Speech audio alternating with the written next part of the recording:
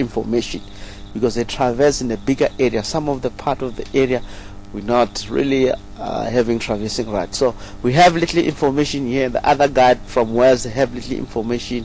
Down south, they have little information. No one have that collection of a Mapogo, but far as no Mapogo coming from south, originate they're coming from area called Sparta Farm and headed up to Ulusaba, and somewhere there they grow up on that area. And when they get age of 2.5 years is how they cross over into the area. My first time to see Mapogo, it was on Shortcut Galago. All of them, 5 of them, they were lying down there, and I really like, oh, what's going on here? They were still young on that age, so really we don't have much information from Mapogo. More people that know much about them, maybe 50-60%, it will be down south. We only have like 30-40% of the information.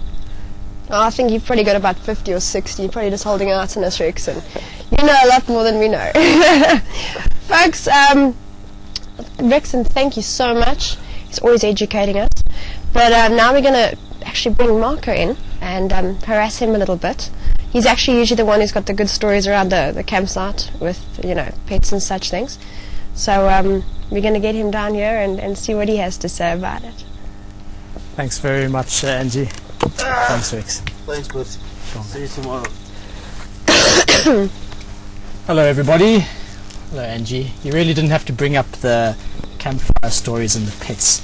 I'm trying to live the story down. A few nights ago, we were sitting around when Graham and Emily were here, and trying to just having a chat about everything, and ended up talking a little bit about my childhood and some experiences I had in a very famous place called the Bunny Park. And well, needless to say, I shouldn't have told the stories because I'm not living them down just yet, and I'm sure I'll be reminded about them for a very long time.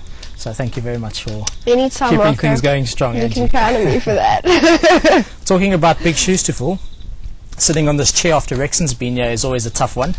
I always love seeing him in front of the camera and listening to the stories that he has to say.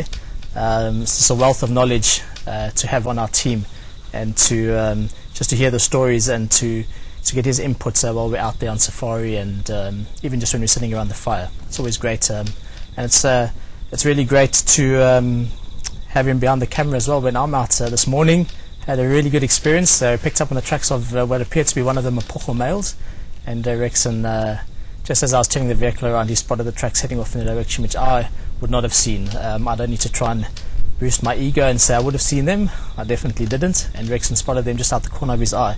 So it's really good having Rexon out on the team, and especially when you're out on safari, and just the knowledge and the local knowledge out here. Well, I've arranged the other gentlemen here to let me know what it's about, you know, what their favourite aspects are. And I'm going to ask Marco, obviously the same. I mean, I've been getting to know the others, but I want to know from you as well, what initiated this interest, what got you here, and what do you enjoy the most? Well, I enjoy everything about it, really. You know, it's hard not to enjoy everything. I mean, just sitting around the fire now is fantastic.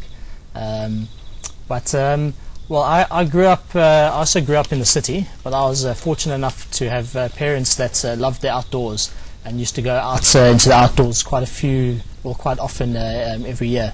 And especially my father, we used to go out on trips quite often, and very, very fortunate, although this might sound a bit negative, but very fortunate to have a brother and sister that weren't particularly passionate, although they did enjoy the outdoors, but not as passionate as I was.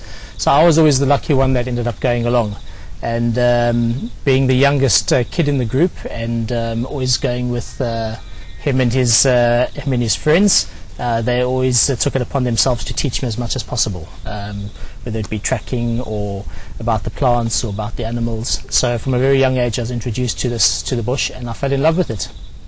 Grew up with it all my life, going there as often as I possibly could. And as soon as I left school, I kind of followed the desire to get back into the bush and actually live in the bush, and guiding was an interesting way. I started off in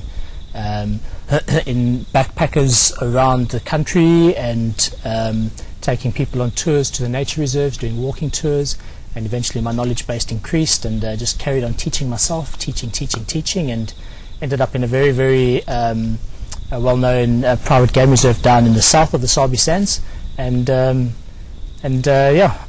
picked up a camera, picked up a video, video player, and just fell in love with that as well. And a couple of years later, here I am with the Wild Earth team. So that's how I got here. Angie? How did I get you? I heard another question a little bit that you were saying while I was sitting in the director's lounge. Yes. About the favourite animals. Yours was lion, right? You're Crazy about keen lion. to find the Mapogos. I'm dying to see And them. Rexon always out on the hunt for leopard, and we all know very much that Pida is very keen on his elephants. Well, I don't even have a big five favourite, to be honest. I think they're fantastic. The big five are great, but if there's a favourite for me, there's no question about it. It's dwarf mongoose. I find them fascinating. The social behaviour, the interaction, the inquisitive, just character about them. How they bask out in the sun. This morning, actually being a Sunday morning, we saw some basking out in the sun. It's just always interesting animals, and if you're very cautious in the way you approach them, and I've done this many times, just go and sit down next to the termite mound that they're inhabiting at the time, and after a few moments, once they realise you're not a threat, they'll actually start coming out and being quite inquisitive, and you can get quite close to them. So yeah, dwarf mongoose, bizarre, but why not? Definitely a different taste, I must say. It's a nice surprise, actually. People usually, again, overlook the smaller guys. And there's so many little creatures out there, like genets and civet and mongoose. So it's good to hear you've got something. I wouldn't have expected that, actually. Yeah. To be honest with you, I would have thought something quite strong and sturdy, Italian-like. Yeah, stallions. I'm constantly, teasing him about Italian. But nice to hear more about you. Seriously, we're always busy working, but it's great to learn a bit more, Marco. Seriously. Well, that's why these chats are always interesting. We get to sit around and just chat. Sometimes after a day's work, the team gets quite tired. It's a beautiful life, and I don't think any of us would change it for anything. Definitely not. No. But it'll be hard to say it's a job. It's more of a lifestyle that everyone just really appreciates and loves out here. And I think anyone who works and lives in the bush will be able to back me up on that, and including here at Wild Earth. So it's the days are long. It's not, you don't just work your 8-hour shift and go home and do your own thing. From the minute you wake up in the morning to the minute you go to bed, you're surrounded by your colleagues and your friends, should I say.